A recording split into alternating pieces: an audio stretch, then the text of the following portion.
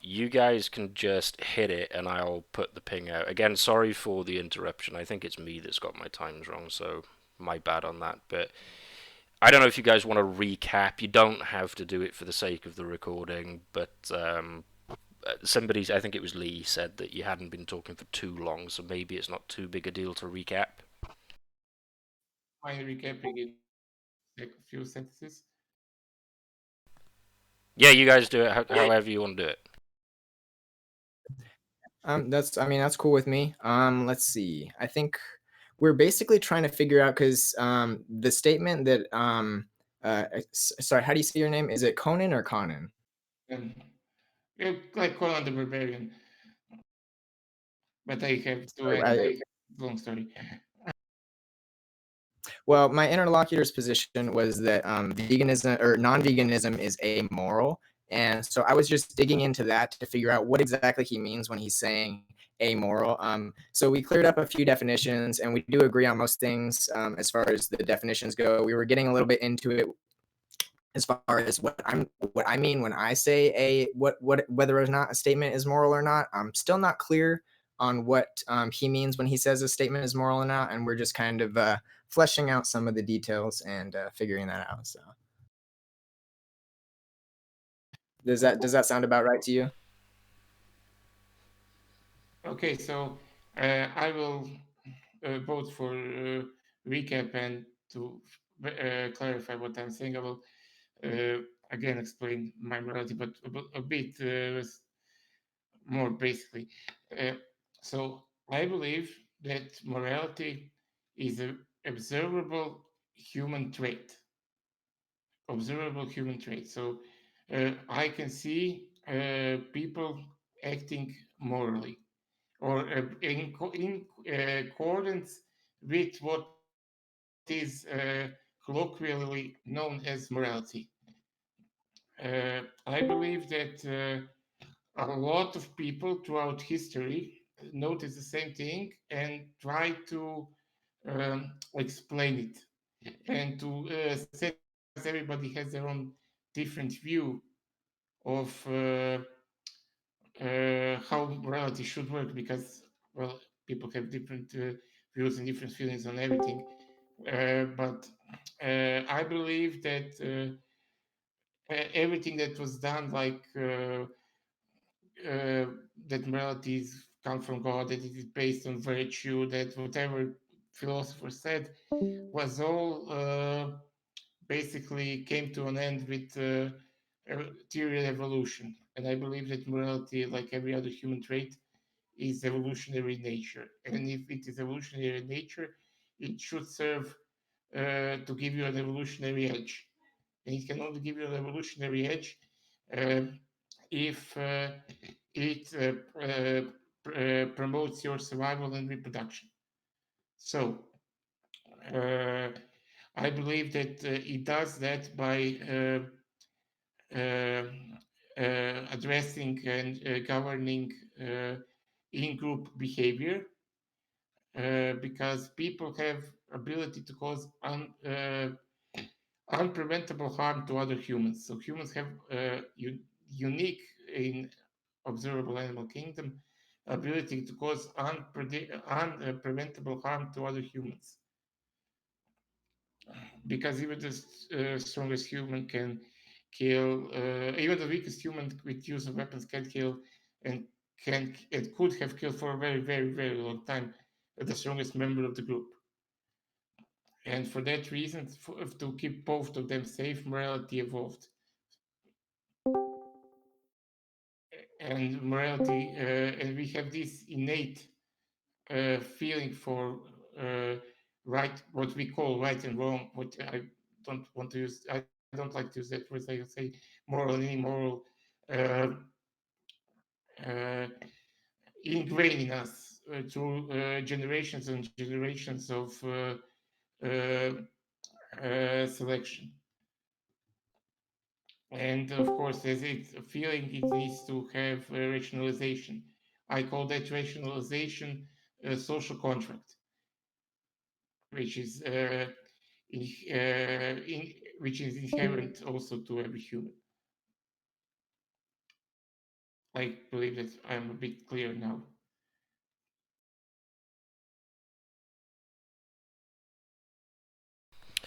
Oh, Okay. so good, you are there. Just checking.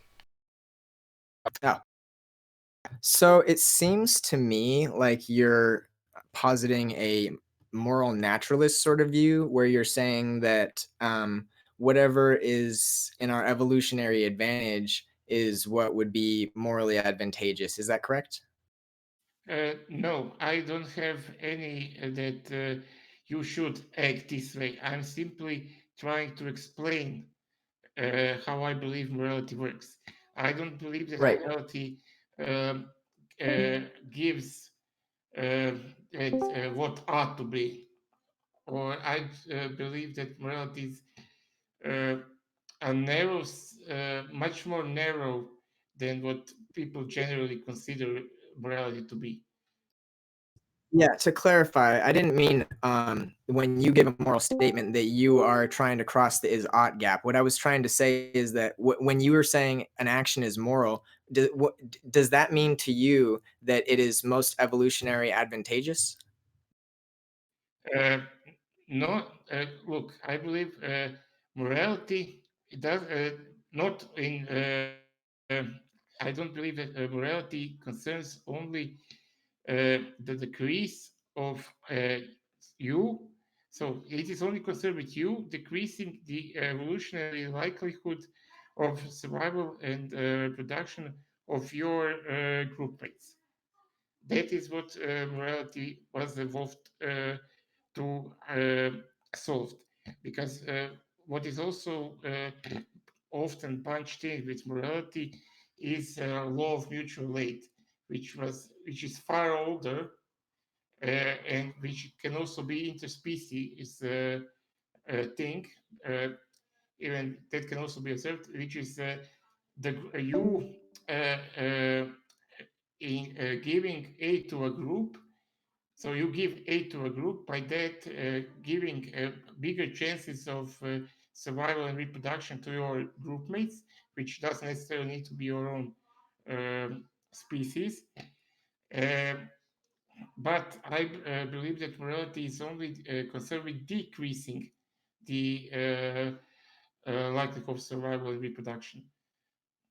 So, what morality is concerned is that you don't harm other people, and the only thing that is morally encouraged you to do is to harm the breakers of morality. That is the only thing that morality encourages you to do, because otherwise morality will lose its power. And the only thing that is immoral is for you to harm or decrease the evolutionary potential of the other.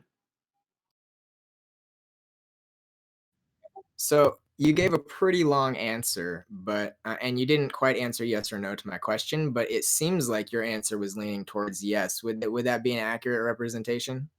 No, because what you are, I don't know, maybe I'm putting words in your mouth.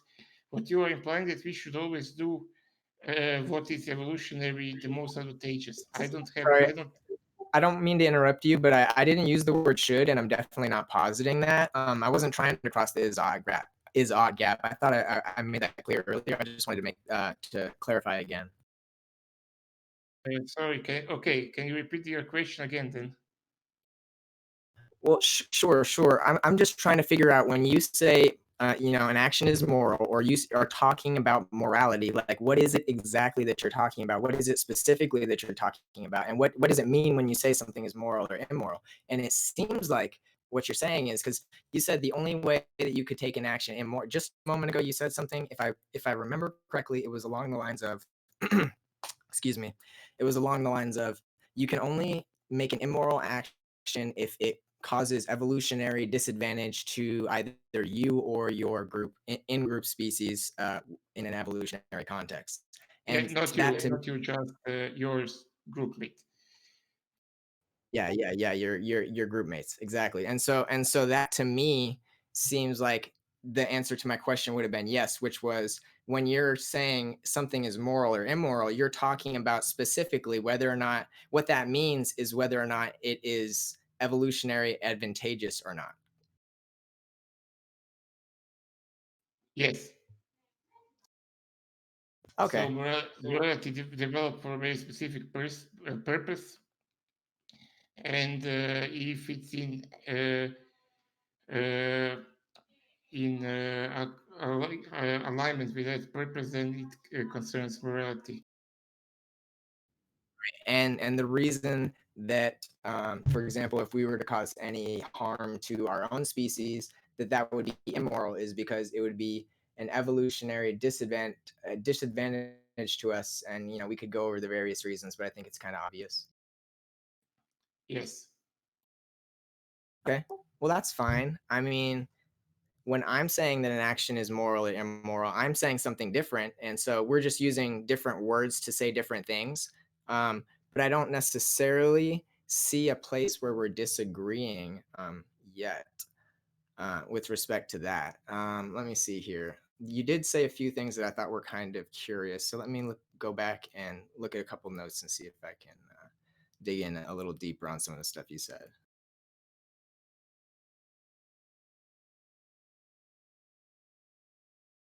And so it seems like the reason you were saying non-veganism is amoral is because when we're not harming people within our in group, it is basically it doesn't. Well, see, now this doesn't quite make sense to me because if you believe, I mean, okay, let me ask this first. Do you believe that consuming animal products is an evolutionary advantage, or do you believe that it is not?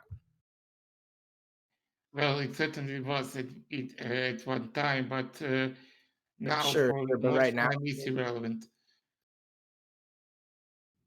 so you think it doesn't lean either direction. It's kind of neutral. Is that your position? Uh, uh, was eating animals evolutionary advantage? Yes. Is it still? It could be, but I don't believe that you need to eat animals to survive or thrive. I'm, s- uh, Sure, or sure. or that I'm really concerned with eating necessarily. I believe that killing animals for fun is also immoral. That anything you do to an animal is immoral. Oh, sorry, amoral. Amoral. Sorry. If I use Oh, immoral, I'm amoral. moral. Yeah. Okay, Sorry. thank you. That was confused a sec. That's good. Love to sleep. Sorry. You're good. No worries. Oh, was that all you were saying? Yes. Yes. Okay. Let me see here.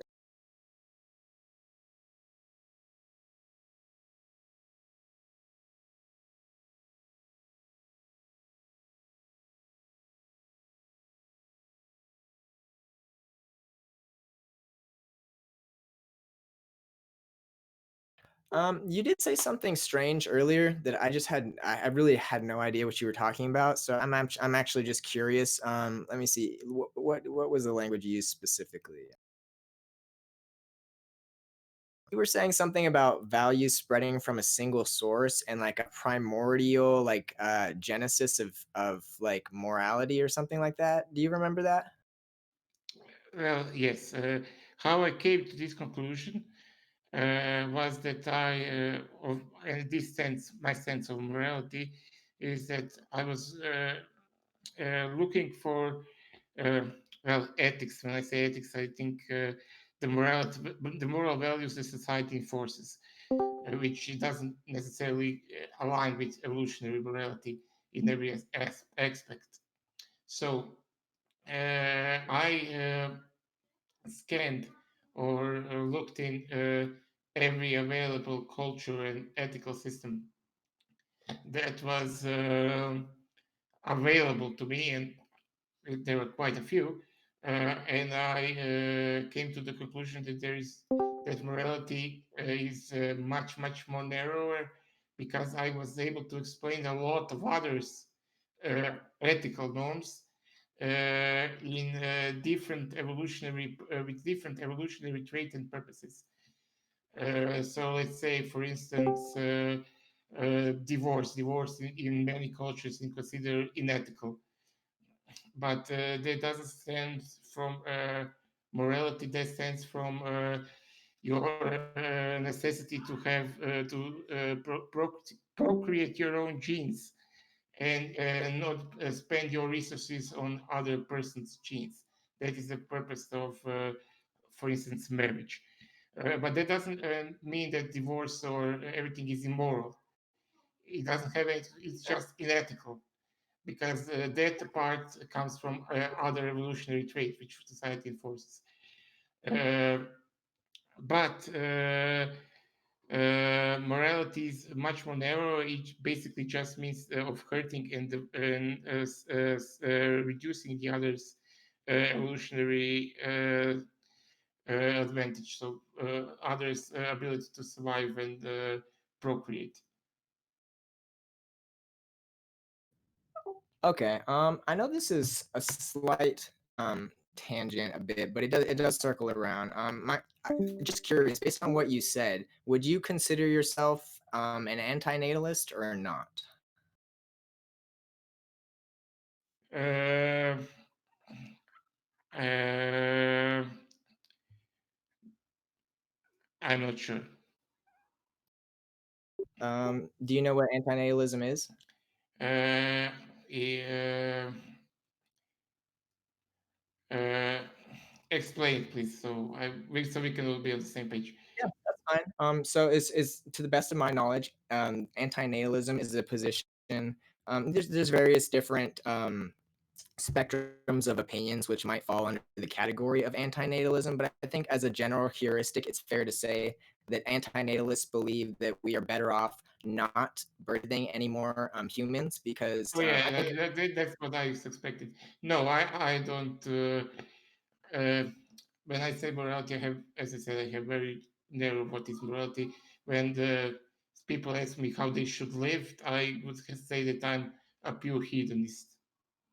I believe that also hedonism is predisposed. So uh, I'm a hedonist. I'm don't really care if you procreate or not.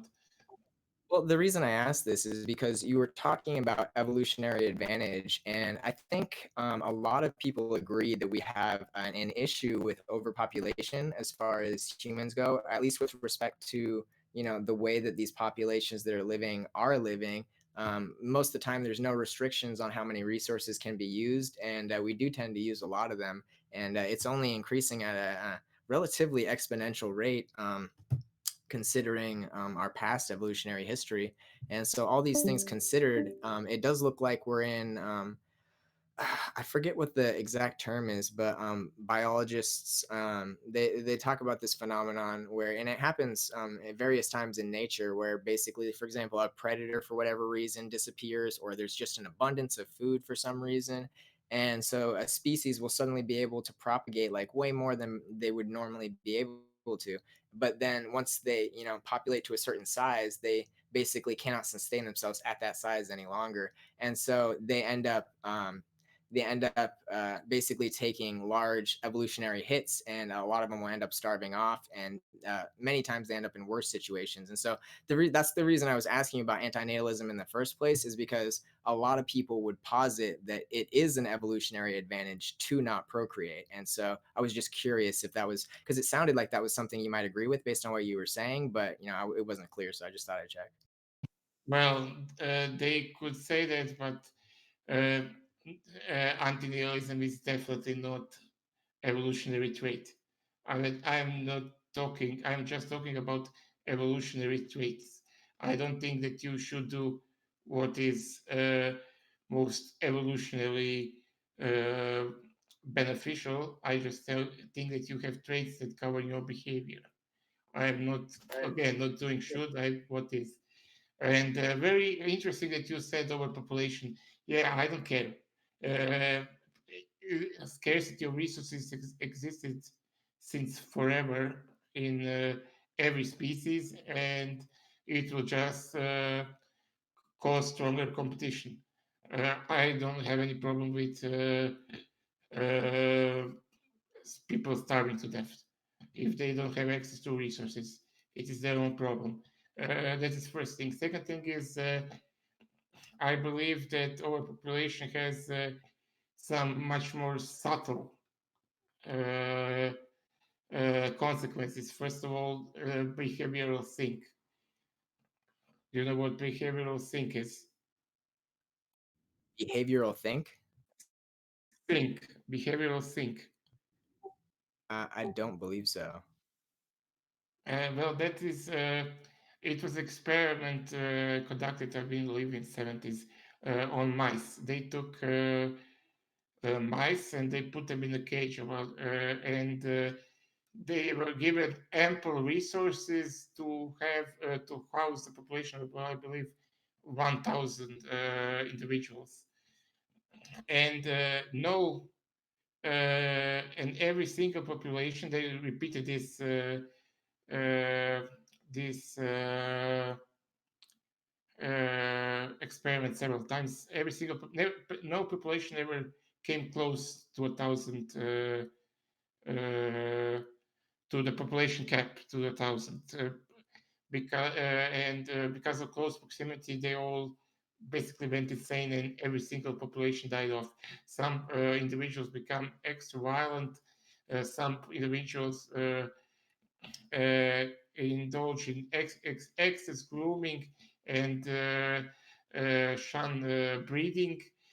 Basically everybody shun breeding, and basically everybody died off.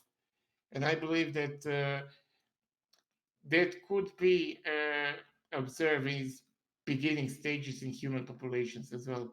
And I believe that actually veganism is one of those because I believe that vegans create problems from themselves to champion and to fight against because they live in too perfect of society.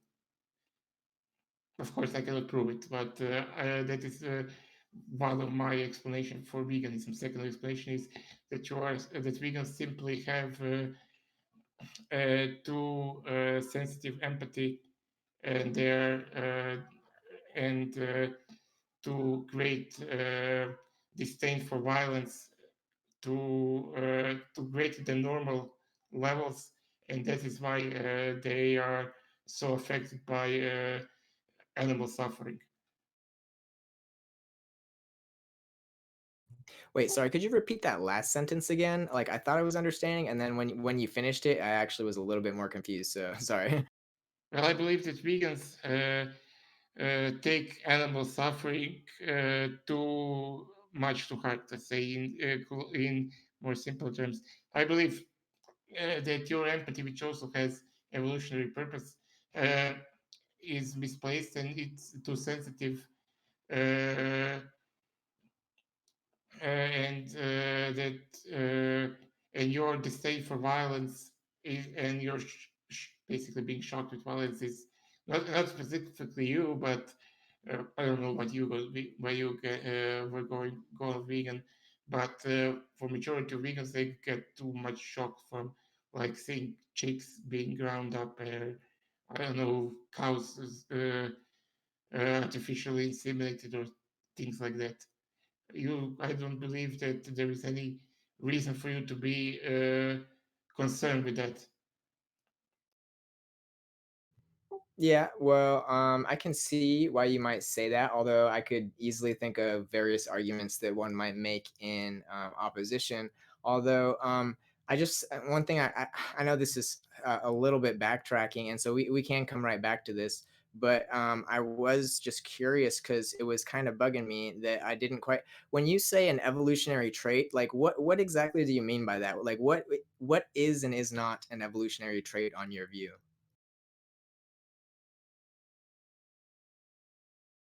I have a definition. Just a second, I will read it to you so that I don't Sure. miss. Yeah, I'd appreciate that. Thank you.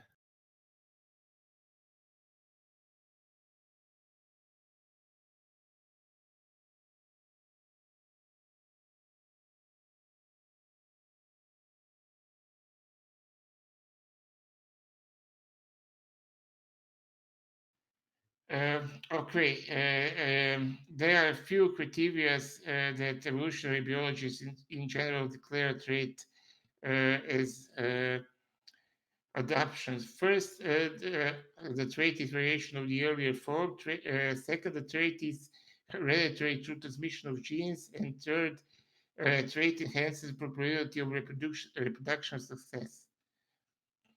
And trait, so that is adaptation. And a trait, just a second.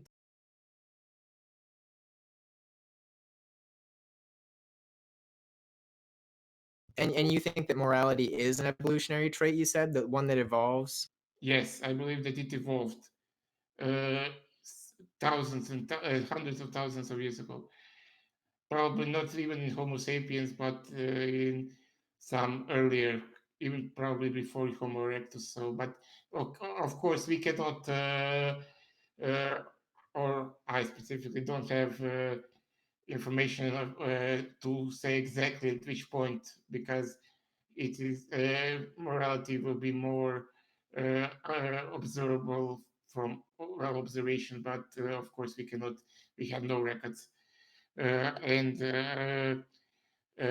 specific gene that is uh, governing morality. I don't know if, or set of genes.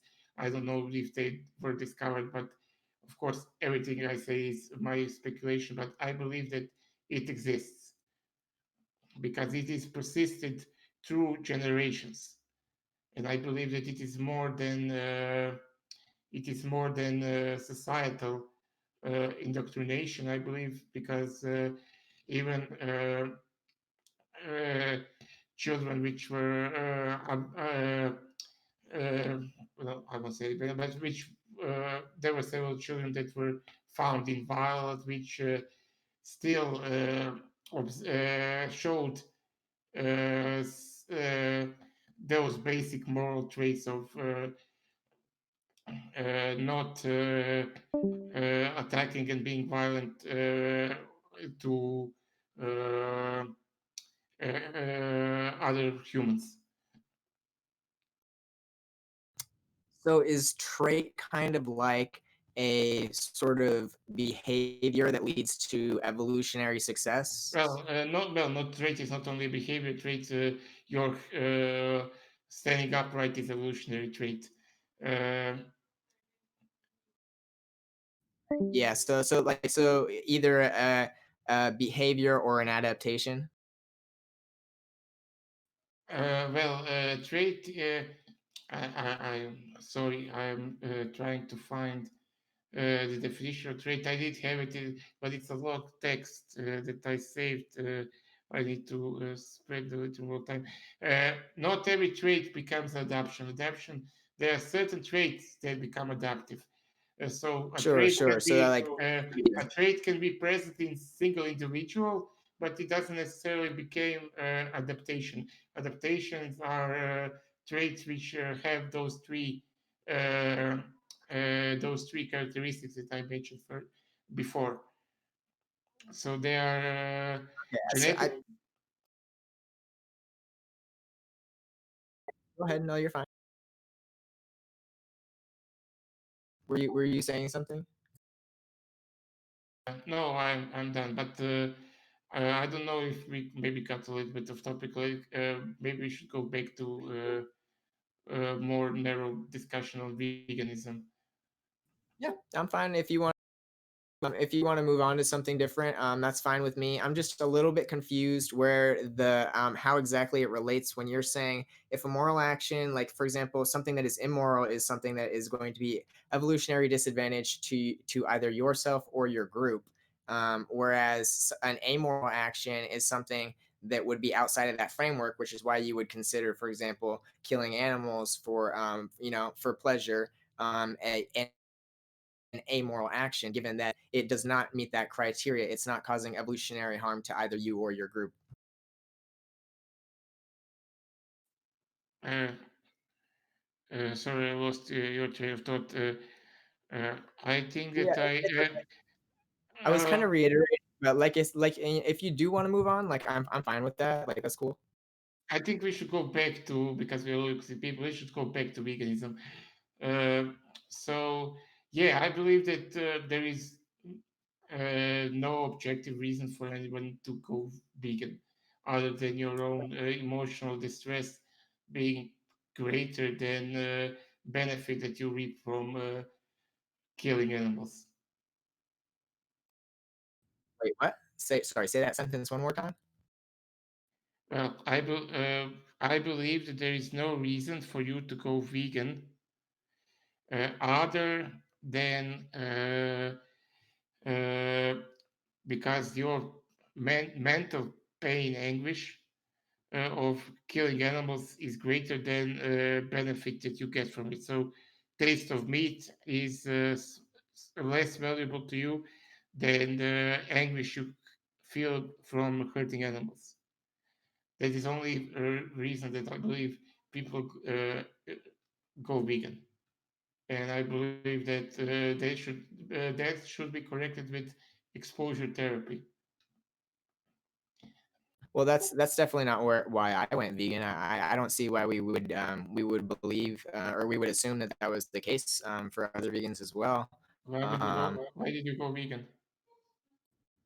Personally went vegan because I have always like held the value throughout my life, albeit I had not made the connection that purchasing animal products from supermarkets and restaurants and whatnot was causing unnecessary cruelty, unnecessary harm to these animals. But I've always personally held the value that causing needless harm to innocent individuals is a morally wrong action. And as we outlined earlier, that means basically that it doesn't align with my preferences, that I disapprove of it. Um, and so that is a value I have just personally held throughout my entire life. And it kind of it's I don't want to invoke the word the golden rule, but I mean in the sense that like where if I personally don't want someone to inflict harm upon me for the reasons that I can experience said harm, and it would be a terrible, dreadful experience. For those same reasons, I would not inflict said harm upon another individual that could experience it unless I had a very compelling reason to do so. And obviously, that was not the case for most of my life. I did not have any particular reason other than I was raised this way and I've never questioned it. And so I was non vegan for most of my life. But for the past over 4 years now, I have been vegan. And I basically, when I watched Earthlings, that was when I went vegan. And I went vegetarian at the time. And then later on, I watched Dominion and realized that I was still supporting needless cruelty. And after that, I went fully vegan. But yeah, for me, it was, I guess you could say, almost a deontological principle, whereas I don't believe that causing harm to innocent beings is justified unless we have a particularly compelling reason. Like for example, like if I need to kill an innocent person to prevent like tens of like billions of people from suffering torturous, like lives of like absolute horror, then well, okay, fine. I mean, like I'll murder the fuck out of that person. But outside of that, and not outside of that, but that's just an example of the, things that would outweigh those principles. But it is a principle in and of itself. It's not purely based on emotion. Obviously I do have an emotional intuition about it, but it's also a logical stance. And as I said, it has to do, I don't want to say it's about the golden rule, but it does have to do with just kind of the idea of sentience. And well, if I'm sentient, I wouldn't want that, therefore I'm not going to inflict that upon another. Okay, that is a lot to unpack. First of all, I believe that everything is unnecessary. Uh, Everything except death is unnecessary. You don't need to do anything. But that's beside the point. First, I would like to acknowledge and Well, congratulate you on having very a very astute moral intellect, very pronounced. But I believe that other than going with your gut, I believe that you need to uh, take a step back and rationalize your feelings and your behavior. So when you say you don't want to be treated like this way, yeah, but you will never be the cow. You will never be the pig. You will never be the chicken. You will never, uh, because there is a clear and obvious difference. between those Well, I'll beings. never be anybody else though. Yeah, but there is a clear, That obvious, doesn't. there is a clear and obvious distinction between animals and humans. And killing animals doesn't project the willingness or to engage in violent behavior towards humans. That is Wait, what was the very last part you said?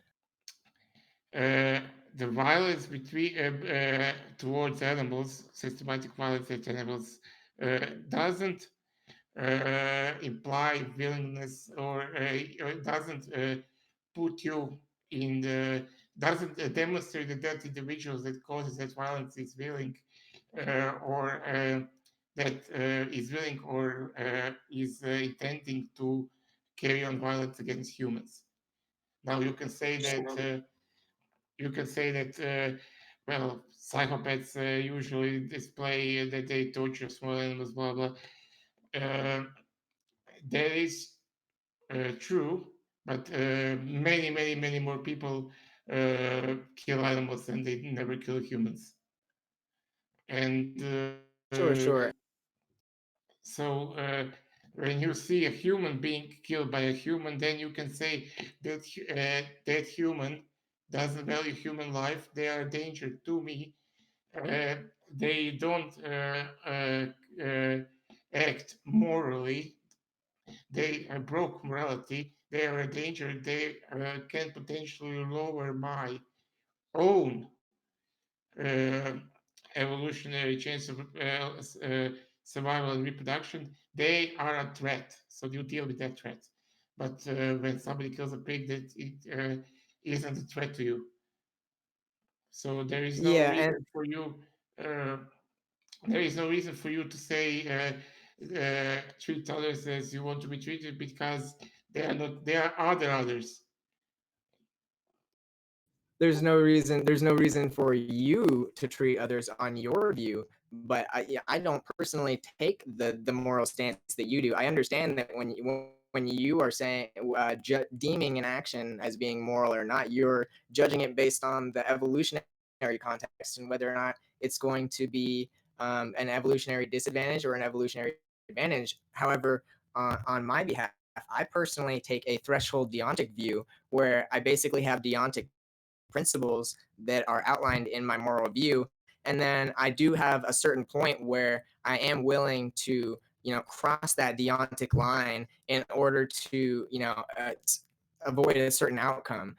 For example, like the example I gave earlier, and I could give other also ridiculous examples, if I had to absolutely just slaughter this one human in order to save an entire city from being bombed off the map. I mean, yeah, that really sucks, but I'll definitely do it if it's for sure the only way to do it, and that's the way I have to do it. I mean, if there's a hypothetical that's set up that way, then like yeah, and that's where the threshold, that's basically an example of a threshold.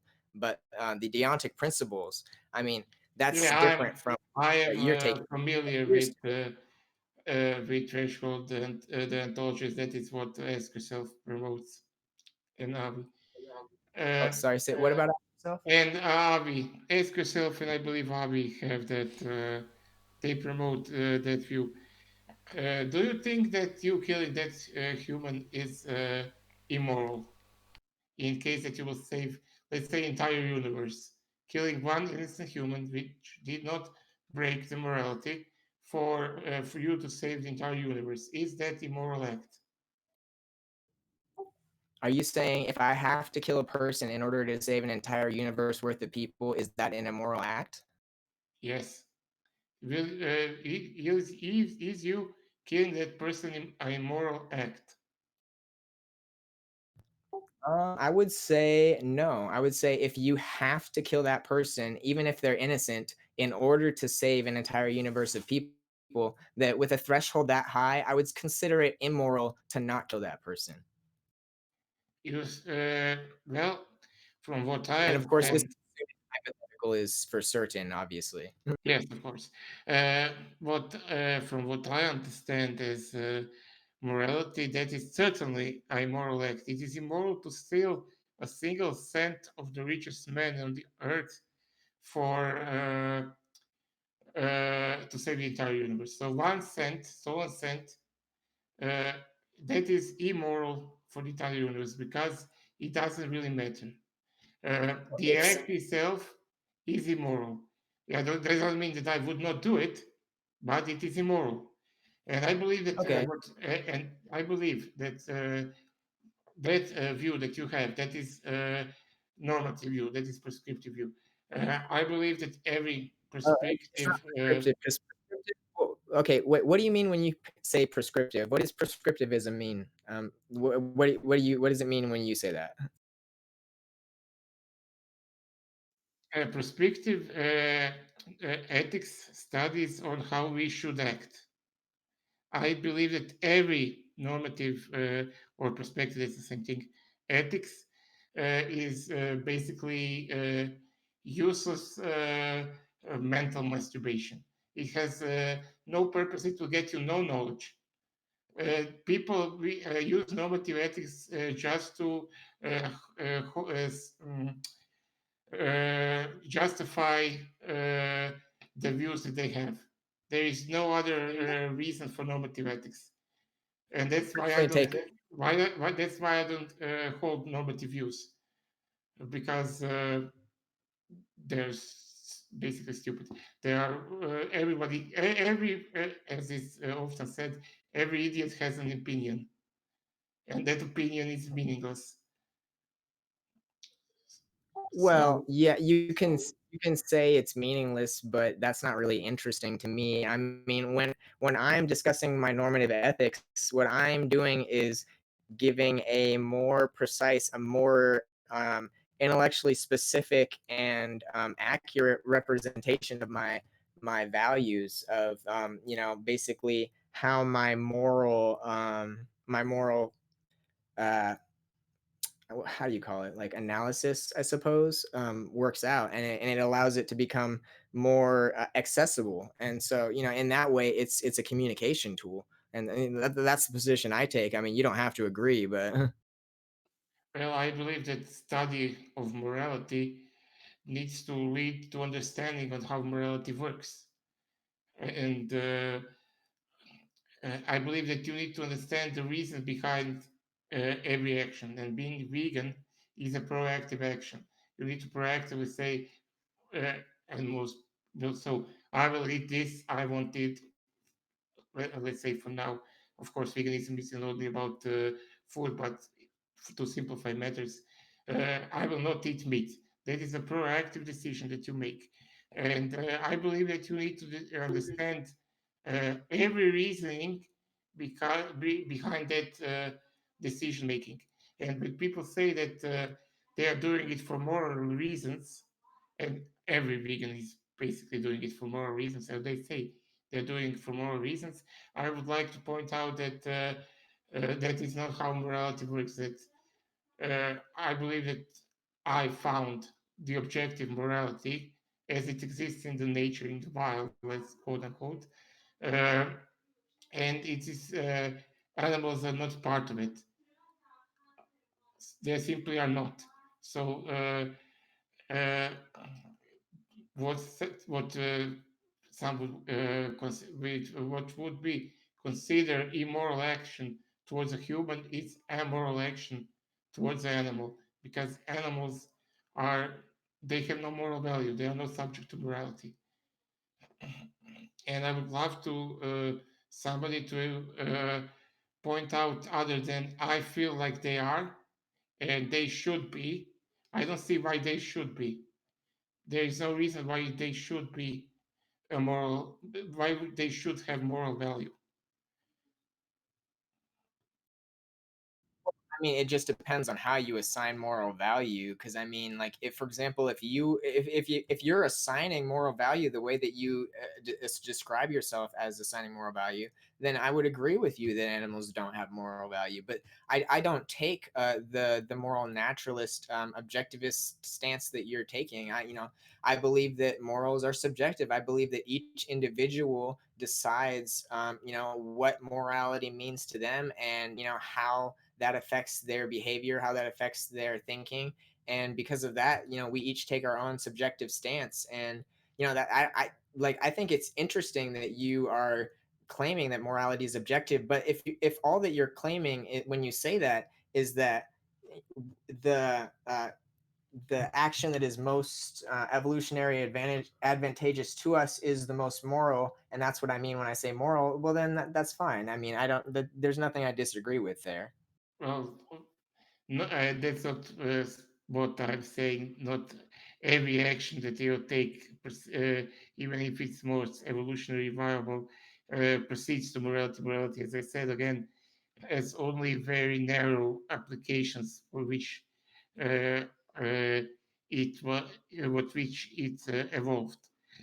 So let's say it is not most evolutionary beneficial to have anal sex, but that doesn't mean that anal sex is immoral. It is amoral again because, oh, of course, consensual, because it doesn't really has anything to do with you decreasing the likelihood of survival or uh, procreation of your partner. So that is a moral act. Even though that other human has moral value, that specific act is immoral. Sorry, amoral, because it doesn't really Yeah, concern, it isn't really concerned with anything. within the context of your framework, I mean, that makes sense to me. Although I suppose, I would have to, take the agnostic position, because I'm not sure. I mean, I have, I don't know if it's possible that, for example, there is an increase in potential for diseases, and that could potentially be an evolutionary disadvantage. But like I said, I don't know enough about that. I haven't seen any data, and so like I would have to take the agnostic Even if position. it is from a moral view, it is also irrelevant because if they are both parties are consensual, they are doing that to themselves. So that is a moral act. This actually makes me curious about something you were mentioning earlier. Like you were talking about the starving humans, and you were saying if they were starving, then that's their problem. But at the same time, earlier you were saying that any action that you're taking that harms your group or yourself is immoral. And given the fact that, like, at least in the world we live in today, we live in a world that is very much how do you say this? We're very much intermixed with each other, even across countries. We're always shipping to each other, and so every decision that each of us makes has a ripple effect out to the other humans out there. So if some of our decisions cause a large pocket of humans in another section of the world to starve, I mean, is that immoral because we have caused ourselves an evolutionary disadvantage? But at the same time, you were saying if starving humans are starving, then that's their problem. So I wasn't sure exactly how that might fit in with the context of the world as it exists today. Okay, well, let me put it very, very let's have an example. Let's say you and I are both hunting a deer. I know you are vegan, but let's just say it. Sure. And we need a deer to survive. There is only one deer. I kill a deer before you. That's your problem. I did not damage your ability to survive. You were simply inadequate. I Yeah, did not but if attack you. I attacked the deer, and that the point that you went hungry is your own problem. what if you, for example, were out hunting and you killed a deer and you ate it and you were full, but then you went and killed out a whole bunch of other deer so that all the people that live in your area couldn't hunt either, and you hid the bodies or something? I don't know. Like, would that be an immoral action because you are No, causing an evolutionary disadvantage to your own group? no, I have. I don't have a moral Disagree? obligation. I don't have a moral obligation to share resources. Moral Well, okay, you're talking about obligation, obligations again. Do you take a obligation to share prescription for yourself? resources. Look, obligation to share resources is or to ensure that everybody has resources is governed by law of mutual aid. So basically, they say that groups should be taken care of. Morality doesn't say that groups should be taken care of. It is Yeah, simply concerned with me not killing or harming you. That is what is concerned. So me directly decreasing your chances of survival and procreation. It doesn't mean that I cannot kill because I'm a better hunter every single prey animal in the area. I can because I'm better than you, or you are better than me, whatever. it just doesn't But seem. Sorry, go ahead. nothing. I don't know what happened. It wasn't me. Well, it just seems to me that this seems to conflict with what you were saying earlier, where you were saying that immoral actions are those that harm either you or your group. But now it seems like you're saying Not you. I that never even if said an you. action, sorry, I never said you, and I didn't say group. I said group mates. mates. Okay, my apologies, group mates. So what do you mean when you say group mates? What is that? Individuals in your group, and with society as it now is basically every human being. And All well, human beings. society was all for like last few thousand years or 100,000 years. Wait, Because so morality all keeps you safe from every single human, you also need to keep every single human safe with morality. Because it is a shared evolutionary trait or adaptation. It's present, well, not in every human because there is always abnormal humans in with every trait, but so is with morality. Not all people have, I don't know, two arms, but in general, every single human, you can assume that they have that trait and that they will act in accordance with morality until they show otherwise. But again, animals don't share that trait. And also, I would question as well, based on your morality, if we had, for example, an entire race of Kryptonians and they were all living here, but let's say, they either they didn't have their powers or we just had like boatloads of Krypton everywhere, and so it was no trouble just massacring them. Like they basically had zero power against us. Would you consider it immoral or amoral to, for example, just massacre them? That's a very good question. Uh, First, let's go with if Superman exists with all his powers, and of course, well, Kryptonite is stupid shit, but Red Rock, okay. So Superman, he can do whatever he wants to us. He can whatever he acts towards Well, us let's is say that's not immoral. the case, though. Okay, but let's say that we have some aliens.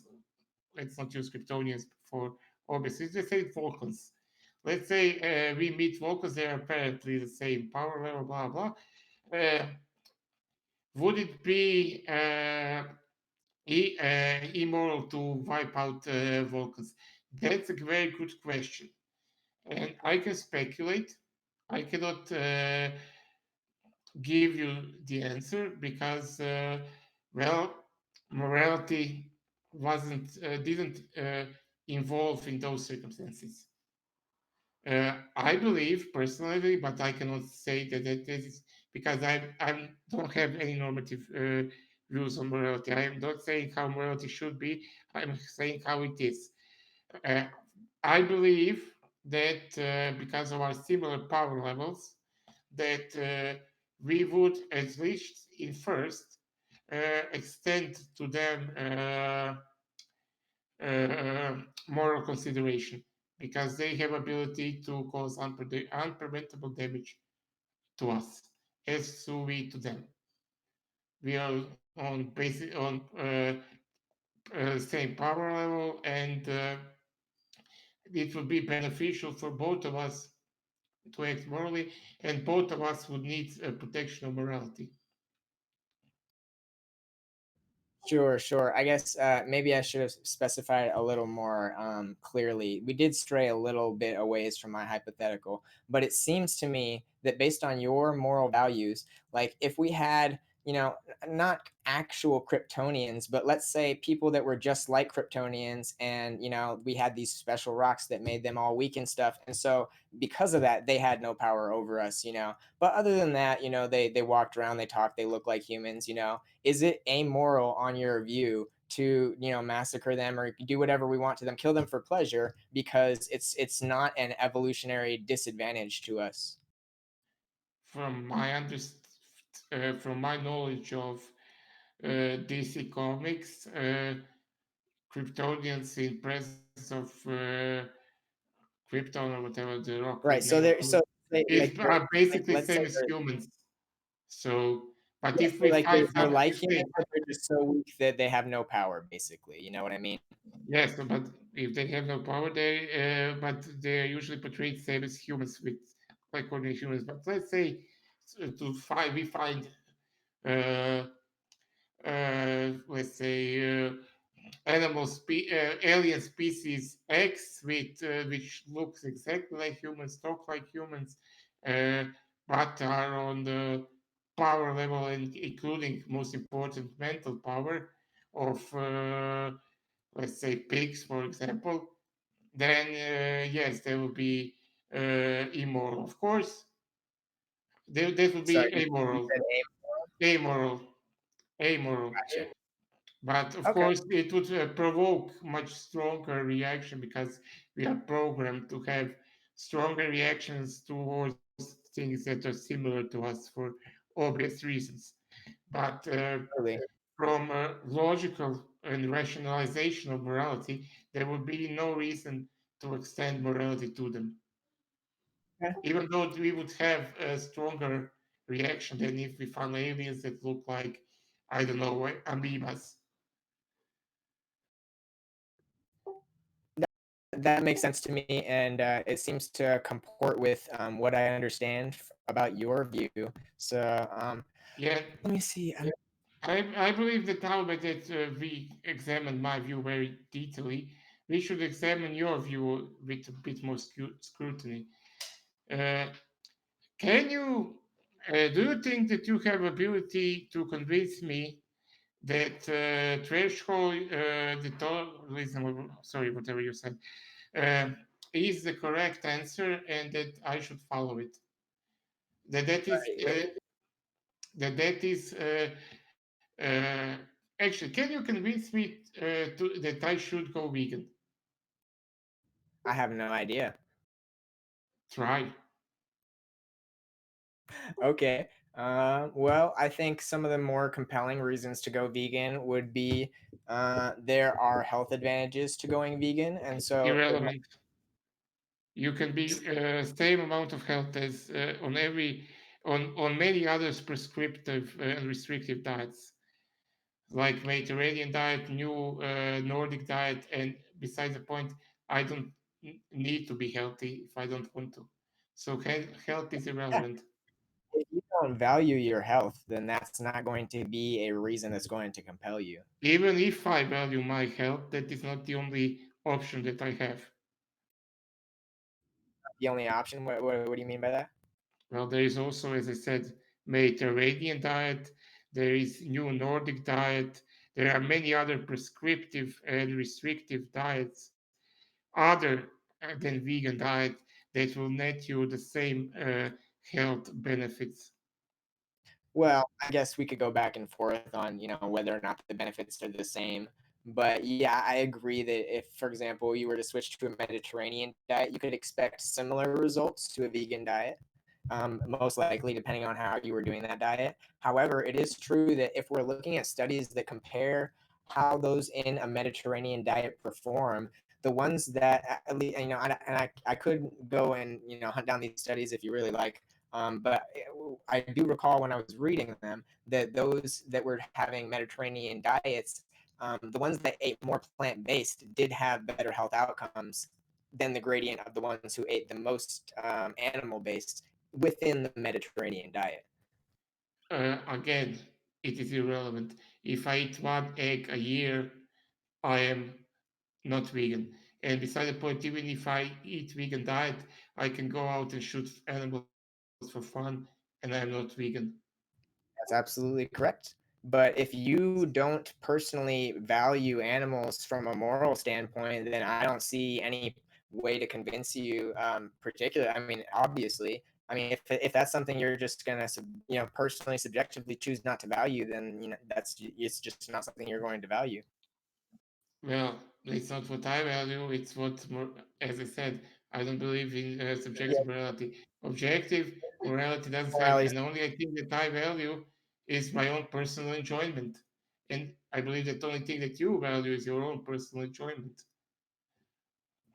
Isn't there a? I think there's a specific type of name for that position. I forget what it Yes, was. it is hedonism. Um, yeah, maybe it was something like that. Anyways, yeah, But no, like I don't personally see any like I don't know how or why I could convince you, like, or excuse me, how or why I would convince you. I mean, if that is something that you don't value, then personally, I would just try to focus on convincing somebody who was interested or maybe had values that were more inclined to potentially, be interested in going to veganism. But other than that, I would say, for example, if sustainability, like living in a more sustainable way is something that you value, obviously veganism can offer benefits there as well. And so besides the health, besides the what's it called, the sustainability, and then also the and this is more of like from a public health standpoint, and it's more nuanced, and I don't have as much research on it, but it does appear that animal agriculture does result in various infectious diseases which are very harmful to our societies. Can and obviously no one is exempt from these dangers, and so it does potentially put you at a higher risk of, for example, not being able to enjoy yourself due to whether a pandemic actually hits you or just causes society to uh, be in a worse situation economically or whatnot. And all these yes, various yes, I things understand. increase your utility. Yes, but of course, first of all, every transmission of disease is immoral. That is immoral act. If you transmit somebody a disease, that is immoral act, knowingly or unknowingly.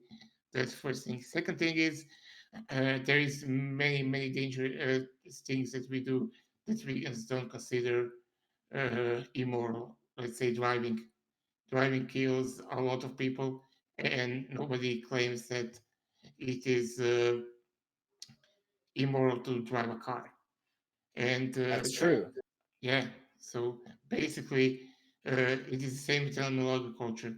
It can put you at risk, but it doesn't directly lowers anybody's uh, uh, ability to reproduce and to survive and reproduce. Only Wait, only transmission of diseases does that. So same as driving. You yeah. driving is not immoral. You hitting someone with a car is immoral.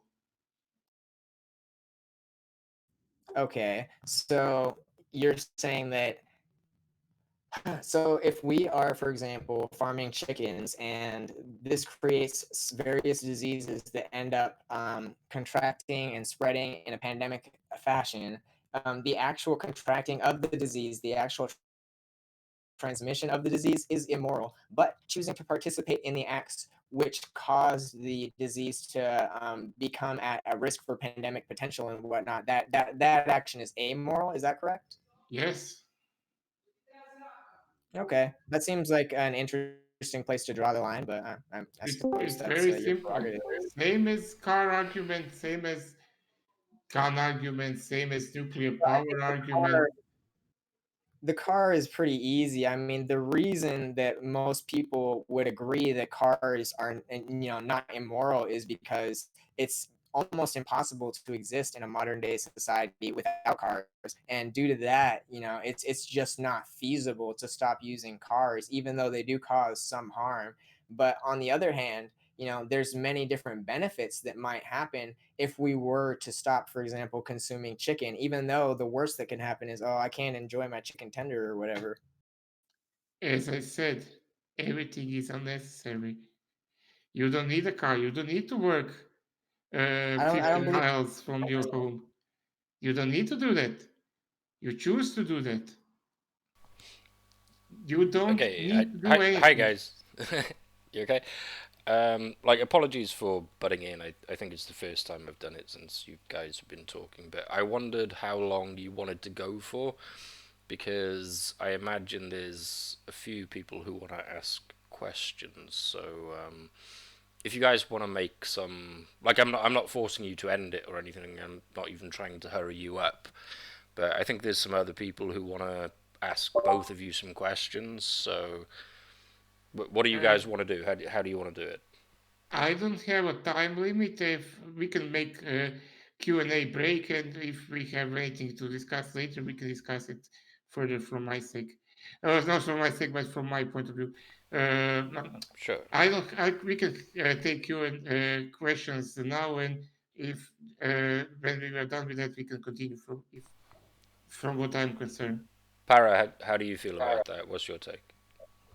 Yeah, that sounds great to me. If we want to do like some Q and A and keep talking or whatever. I don't have anything in my schedule. I don't have any time limits or whatever. So it's all good. Yeah, fair enough. Not trying to rush you guys through anything at all. So I guess it is a good opportunity to do some Q&A, and thank you both for a cordial conversation there. So to anybody who can hear my voice, if you have a question, you can either write it in VC text and have me or another mod read it out, or if you want to be unmuted so that you can actually, talk to the person that you're asking the question to, just say, I want to be unmuted, and we'll unmute you.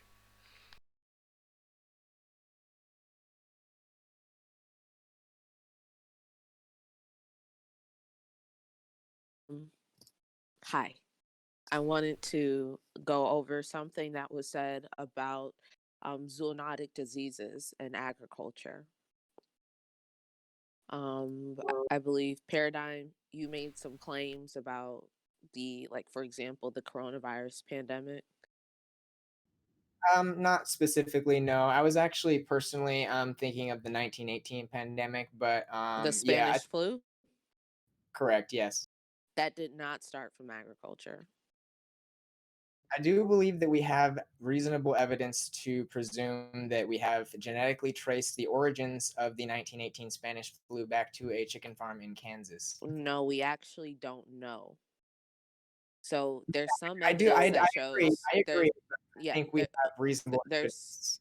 there's some evidence that shows that it could have come from a non-mammalian species, and that includes reptiles, and it could have been a wild animal. So we don't know for sure. I Um, agree that the evidence is not conclusive. sure. And can you name any recent viral epidemics that have happened, that have occurred from United States farms that have turned into pandemics? Well, again, the evidence is not conclusive. We have some evidence that the swine flu may have originated in the United States. However, most of the prevailing theories, I believe, are leaning towards Mexico at the moment. Sure. And it's because we have extremely good biosecurity. The only times we don't get to have extremely good biosecurity is when we have people who come into farms unannounced and unwelcome, in which they come in, let's say like animal rights activists, for example. They come in, they bother the pigs, they touch them, and they may have had previous contact with another animal. And so this severely affects biosecurity. American farms are some of the most biosecure places on the planet. So, like, likelihood is I don't think that you actually can name name anything from a United States agricultural place in which we've had massive pandemics. Swine flu actually wasn't that bad of a pandemic. It was nowhere near the coronavirus one, which that started because of wet markets, specifically from possibly a pangolin, which is not a domesticated animal, it's a wild animal. But like I just want to be clear, like pandemics from agriculture that has very good biosecurity is like less is like a 1% issue of that ever like happening because of biosecure agricultural practices. I personally disagree. I mean, obviously, the evidence is extremely difficult to give a deductively conclusive answer as to whether or not this is the exact place of the origin of, this pandemic or that pandemic. But I do believe that we have reasonable evidence to presume that some of the for example, the 1918 pandemic, as well as the swine flu, for example, may possibly have come from the United States. And for reasons like these, I think we might as well take a precautionary approach in order to Wait, avoid any potential. The United States agricultural officials, they speculated and said that they think that this came from Mexico. And then they said that they I think that agree they that the came from prevailing theory, Asia instead of Mexico. but we do have peer-reviewed evidence that I believe is reasonable enough to presume that it may have definitely come from the United States. We don't actually have conclusive evidence again, but I do believe that it's Wait, reasonable evidence to why not take. is peer reviewed hold on, why is peer reviewed evidence like okay in which like we have peer reviewed evidence that it came from Asia or Mexico and not the United States, but like seems like you're not willing to like actually factor that in. You just want it to be United States. I personally, yeah, well, that's not the point. The point is that we do have evidence that means it could come from the United States, and even though none of it is conclusive, because again, getting this type of data conclusive is extremely difficult given all of the enormous amount of confounders. However, nonetheless, it makes sense to take a precautionary approach, Wait, especially the first outbreak, hold on. The first outbreak of H1N1 was literally in Veracruz, Mexico. It was not in the United States. It was in Mexico. That was the various first ever different reported outbreak. there's been various different renditions of the H1N1. I know, but like I said, there is genetic evidence linking the H1N1 virus to some farms in the United States. And again, we don't know where it came from. It probably potentially came from Mexico. I will grant that the evidence is strongest in favor of Mexico, but we do Okay, not know. but it seems like It is irrelevant. it's unlikely to have come from the United States. And just because like you can have genetic evidence, for example, you can have genetic evidence of a cold that you pass on to someone else who goes to Mexico and that cold came from the United States, right? But like they went to Mexico, right? So in this case, it would be something from Mexico comes to the United States, leaves genetic evidence on pigs that shows like a virus from Mexico in the United States. Like that's how this tends to happen, or other way around. But like it seems like it's unlikely that this virus came from the United States, more Patty, likely in Mexico or Asia. Just an example of one of the many confounders, and I do agree that in Mexico that the likelihood for it having come from Mexico is higher, but nonetheless, like I was saying, I do believe that a precautionary approach is best, especially given that the most we're going to give up in a context like this is whatever, my chicken tenders or whatever, or my rotisserie. uh, Sorry, say that one more time. I said I still think it is prudent of us to take a precautionary approach, even though we don't have conclusive evidence. And especially when the We do only take thing, precautions. yeah, So but what your version of precaution is not really my position precaution. It's just is not my doing it. position not a precautionary approach though? No. So your position's not precautionary. Your position is just don't do it. That's not a precaution. The precaution is that the potentiality for diseases is there, and so in avoiding that, we avoid that, and that's that. How is that not a precaution? I just don't think it's a precaution. I think a precaution is a measure taken in advance to prevent something dangerous, right? So like you don't Yeah. precautionary do something by just not doing it. Let's say, for example, you're going to do a science project where you make a volcano explode. The precaution to that science project is not doing the science project. The precaution is putting newspapers around the whole of the volcano so you don't make a big mess. Well, it all just depends on how you frame it then. I mean, if we're saying in the context of food production, then it makes sense. but in the end, it is irrelevant. It is irrelevant if he started in America, in Mexico, in China, or Croatia, or Burkina Faso. It is irrelevant. What is relevant is that the action of farming itself is not immoral. What is immoral is transmission of diseases. And you, of course, you take precaution because consequences of your immoral action are extreme. So if you transmit a new disease, that is an extreme, extremely immoral act. I have a The problem with this. punishment for your will be extreme. Okay, So for Conan, that reason, hold up, hold up, you hold up. take precautions. Right, Conan, I have a. Oh uh, yeah. What? just 1 second. Like, we can't let every question turn into a full-blown debate. So, we'll. Right. I mean, I'm not trying to shut you guys down or anything like that. You Well, can discuss it darn. after the fact. But let's get done with the Q&A. Because I think, well, at least one other person. I think antinatalism is bulletproof. That person wanted to ask questions, so I'm gonna unmute antinatalism and hope that they have a working mic. Antinatalism, are you with us? Yeah, I'm with you. All right, go ahead, man. Who's your question for? Let me get his name right. Sorry. For Conan. Okay, go ahead. Conan, I see that you've it says on your thing, your tag banned by AY. I'm assuming you're familiar with his name the trait question. I'm just wondering what your response to name the trait would be. Okay. So well, he has very few versions. I will say that what is true of humans that if true of animals would justifies their treatment as animals or whatever. Is that what you think? If you want, you can give me a specific question to answer that. I believe that would be better than generic name the trait because uh, it is a difference. There is slight difference in questions which make a lot of difference in the answer. But what separates humans and animals is their power and their evolutionary path.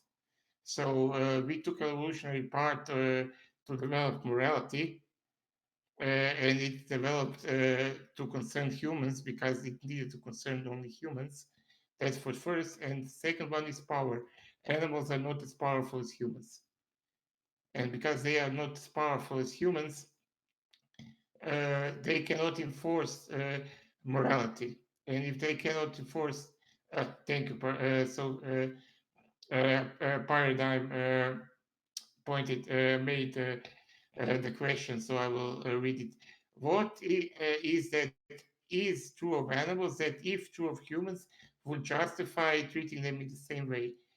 So, what is true of humans that, if true, that they are first, they did not evolve as part of human uh, morality. That is first, and second is that they don't have the same level of power. Okay, Am Para, I did, am did you have any response to that? Just to be. Oh, yeah, so, I mean, you can come back on it. We can have a little bit of a back and forth, just not a full blown debate on every question. It's also fair to give Paradigm a chance to respond. Gotcha. I won't ask a question. I guess I'll just say it's kind of not clear to me, Conan, when you talk about power. That seems kind of like a vague term. Like animals don't have the same power that humans have. I'm not quite sure what you would mean there. And secondly, they haven't evolved to have this sense of morality. I believe you said like humans have. No, they did not evolve the trait of human morality. So human morality evolved as a trait uh,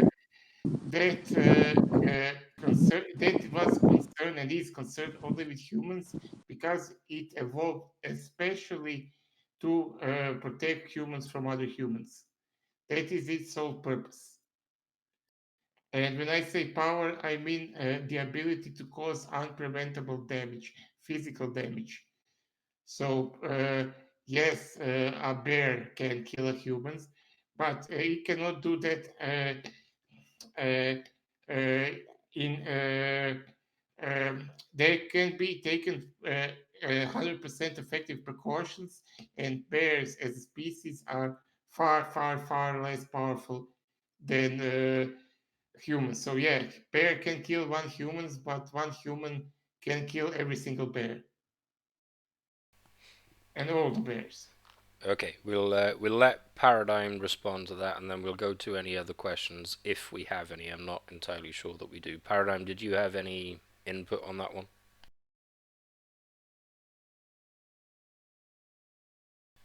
Oh, he's typing. Maybe he's Oh, you're here. When name a tree. Your mic, we don't hear you. Yeah, Yeah. your mic is bad at the moment.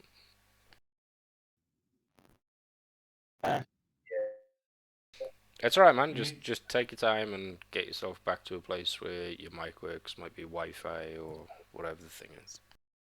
All right, hang on. You want to try disconnecting and then reconnecting real quick? Might help.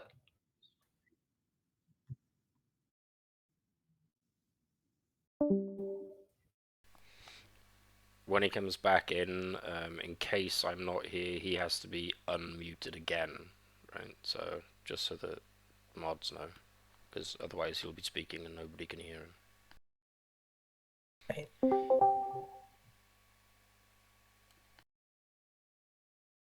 So until then, maybe we can get some more questions if someone has something else to ask. I he's think back. Mr. Cuddles has a question about marginal cases. Name the trait. Let's just do a quick mic check with Paradigm. Paradigm, are you with us? He's having some technical problems. That's it's not his fault. So, in the meantime, Mr. Cuddles wants to be unmuted. So yes, of course you can. Let's see. Mr. Cuddles, you are unmuted. Go ahead and ask your question, make your statement, whatever it is you wanted to do. Oh yeah, just a quick clarification. When I was saying that, like, I was saying name the trade is just a weird argument. That's all I was saying. I was saying that I personally would prefer the argument of marginal cases. They're both trying to say the same thing. Like, argument of marginal cases is, of course, it's in the same way that we take care of the sick, the very young, the very old, we should take care of animals.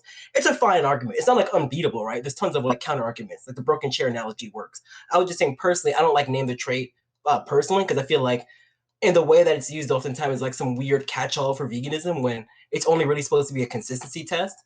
And even then, that doesn't really work for everyone because not everyone cares about consistency. Like, you can't just assume that consistency is some virtue that we all have to care about. But that's all I was pointing out. Oh, you're referring to the conversation that's going on in VC text, right? Yeah. Yeah, But that's fine. Yeah.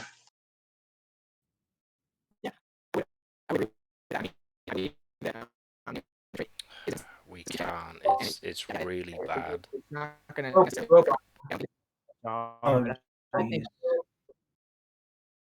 Paradigm, we can't really hear you. Yeah, it's genuinely really, really bad. Yeah, you're a robot in there, fam. No.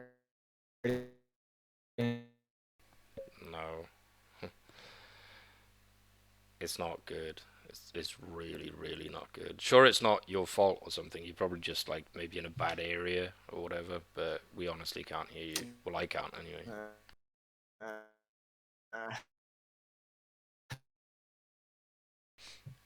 Just to double check, it's not just me he's breaking up for, is it? Can the rest of the room hear him clearly or something? No, I couldn't hear him either. Yeah, okay.